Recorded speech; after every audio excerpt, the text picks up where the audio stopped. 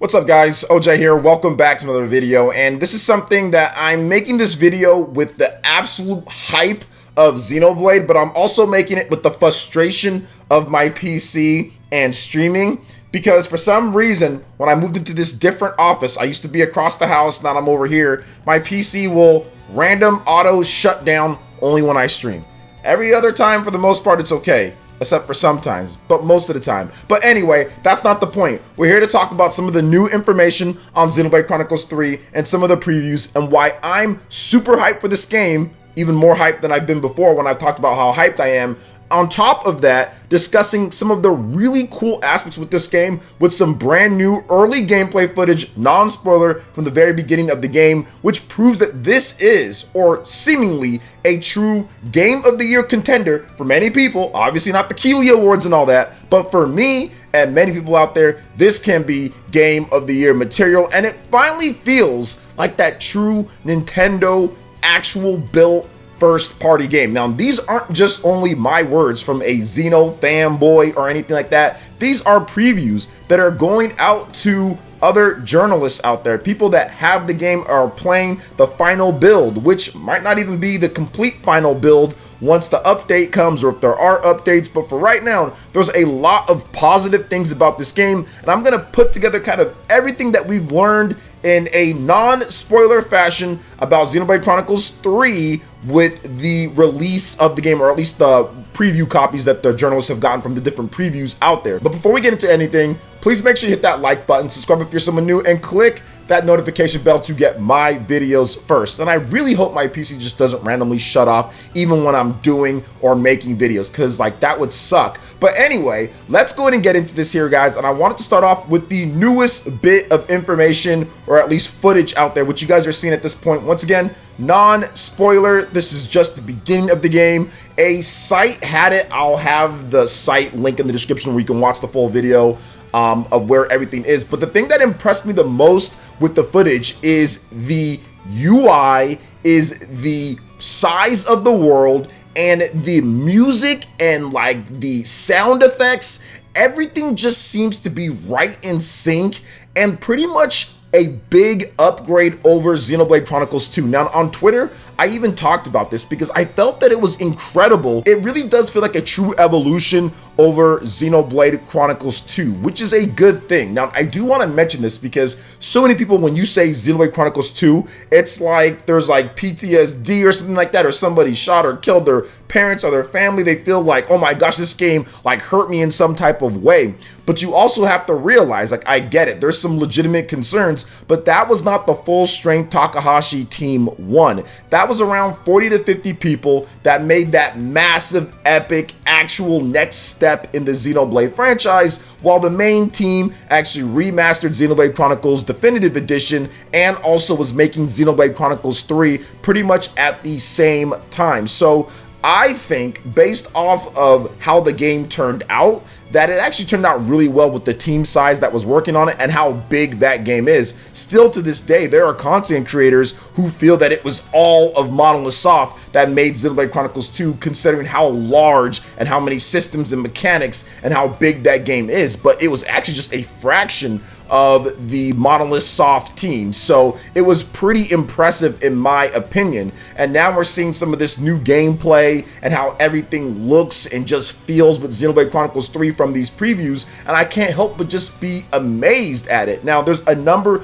of other little things that I've clipped off from different previews. There's even one preview where I read, it's on my phone right here, don't mind me while I actually, because I screenshot it and everything. Xenoblade Chronicles 3 is Game of the Year material. This is a preview from the Pocket Tactics website, and they state, everything we've seen from Xenoblade Chronicles 3 points to a truly epic RPG adventure, one that could surmount any that has come before it on the Switch. And this is something that I've been stating for quite some time, because the last time that we actually had a Takahashi Team one full-strength game was Xenoblade Chronicles X, and we all know how that game turned out. It was absolutely incredible. So we're seeing that, but now with hardware, with the Nintendo Switch, that is definitely more capable than the Wii U, and on top of that, their upgraded engine that they've been working on for quite some time now. So you are going to see those improvements to resolution and also the frame rate, stability, all of those things that they couldn't get in with the limited staff and time with Xenoblade Chronicles 2. You are seeing that fixed with Xenoblade Chronicles 3, and it's really showing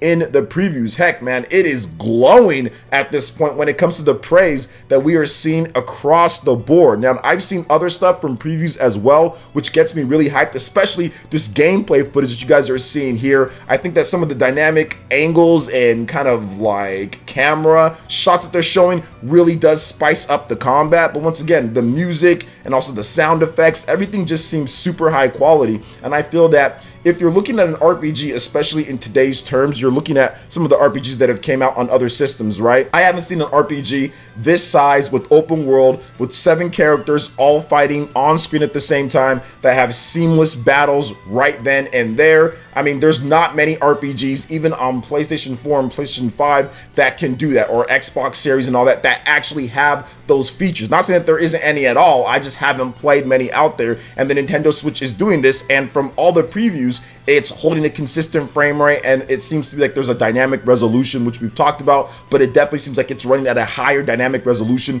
than we've seen before in the past from like Xenoblade Chronicles X, and of course Definitive Edition, and Xenoblade Chronicles 2. So that is also very impressive. Now, other things have also been revealed as well, like there will be multiple save files, which for some reason Xenoblade Chronicles 2 didn't have that, so rejoice for those people that want that. Also, both languages, English and also Japanese, will be available on the cart right there from day one. No need for an extra download as well. We've talked about the hero system and some of the other mechanics that they've built into there. There is an expansion pass as well that definitely seems like they're going to be adding other heroes from Xenoblade Chronicles games, so that's going to be awesome. We've heard about the Shulk amiibo that get you the Monado in the game as well, so it seems like they're kind of putting this together to be the ultimate Xenoblade Chronicles game, and fans are just going to really just have a blast playing it now at this point, and playing it for years to come with the expansion pass and just figuring out all the content and finding everything in the game.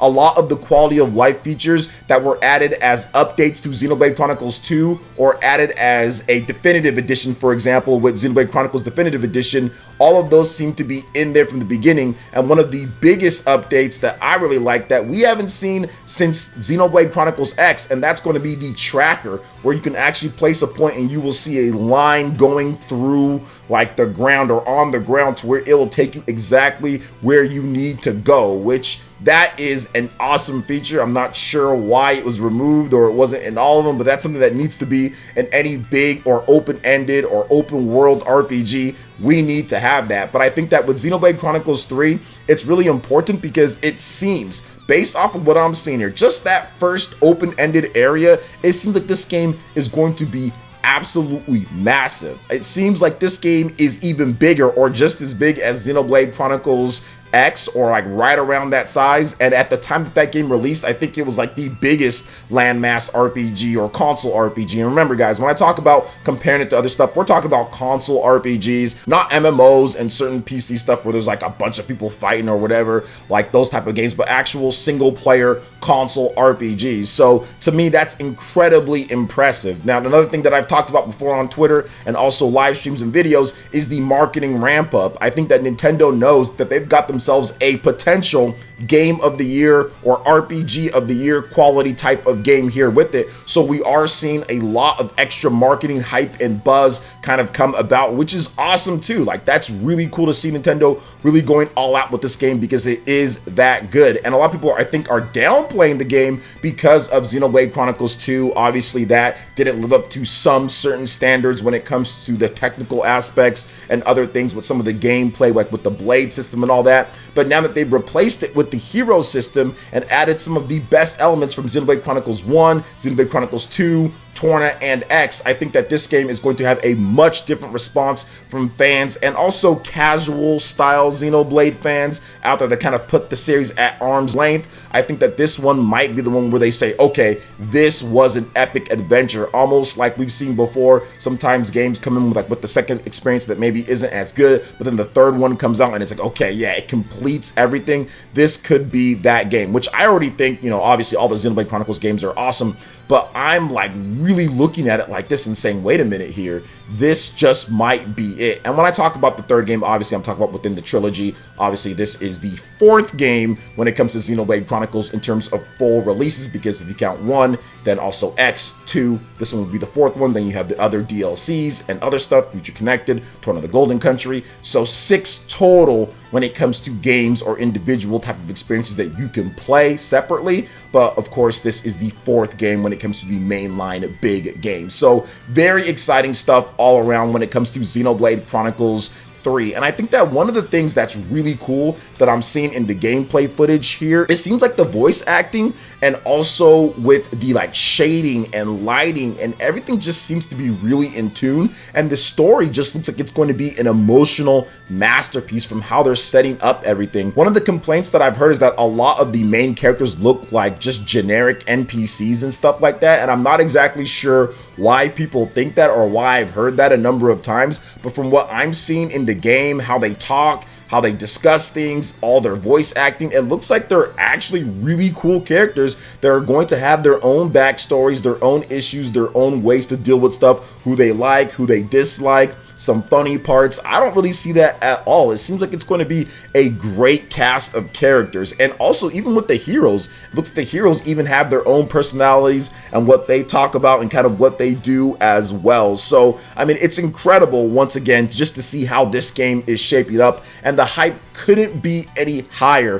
when it comes to the gameplay footage or when it comes to what we've been seeing here. Well, overall, Xenoblade Chronicles 3 is obviously shaping up to be an epic adventure that none of us are going to want to miss if you're an RPG fan. But what do you guys think about everything that we discussed here with Xenoblade Chronicles 3, kind of catching you up with all the stuff from the previews, in addition to going over my own hype, some of the new footage? Let me know in the comment section below. All right, guys, that wraps it up for this video here. Thank you so much for watching. I do appreciate it. Please make sure you hit that like button, subscribe if you're someone new, click that notification bell, and we will see you for the next video.